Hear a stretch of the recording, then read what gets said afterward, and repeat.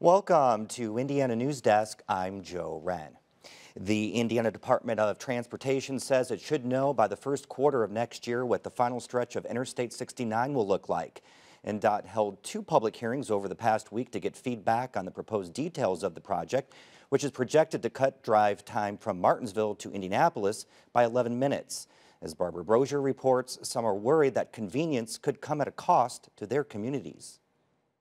Many of my concerns are when you're getting off this exit, are you going to have retail in this exit? Is there going to be room for retail? Bill Skillman has spent a lot of time poring over the details of this map. And as you can see with all the red dots, these are all businesses that are going away. Those red dots show potential buildings along the route for Interstate 69 from Martinsville to Indianapolis that will have to be moved to make way for the road.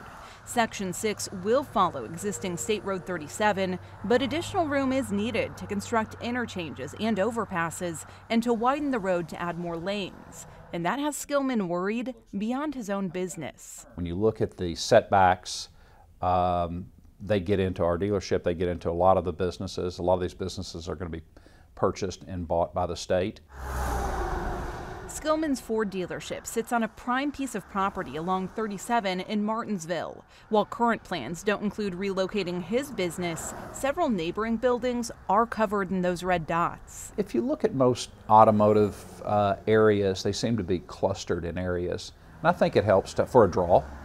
You know, when you're just kind of out on an island, it's harder to get people to come to you. Skillman is one of several people who voiced his concerns during a public hearing in Martinsville earlier this week. It just seems to be real hodgepodge. There are 10 planned interchanges along Section 6 and 16 overpasses or underpasses. I think this is going to be a complete benefit to Martinsville. Mayor Shannon Cole says she's pleased with the proposal. It's going to provide connectivity for us, shorter times to get to downtown Indianapolis. We are right in between Indianapolis and Bloomington. It will allow us to capitalize on our location. Cole says she's already received inquiries from businesses outside of the community who are interested in coming to Martinsville because of I-69. And she's working with existing businesses that might have to relocate to come up with the best solution. We've made some progress by reaching out to them and business owners to hopefully try to see what their needs are, and we're also updating our comprehensive plan for our city, so this is all perfect timing. Those businesses won't know NDOT's final plan for Section 6 until the first quarter of next year.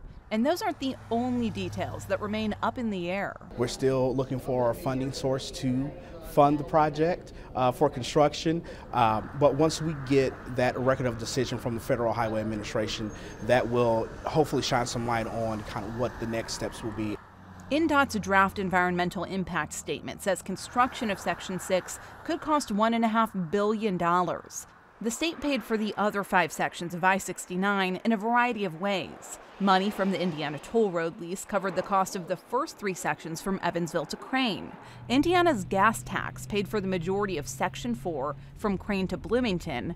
And Section 5 of the project, which is more than a year and a half behind schedule, is being funded through a public-private partnership. It's been a disaster. Skillman says construction delays on that project have impacted his business in Martinsville, so he's hoping the final leg of I-69 will be completed more quickly. I'd love to see it a 2-shift a day, 3-shift a day, whatever it is, to get the project done and keep businesses in business. For Indiana News Desk, I'm Barbara Brosier.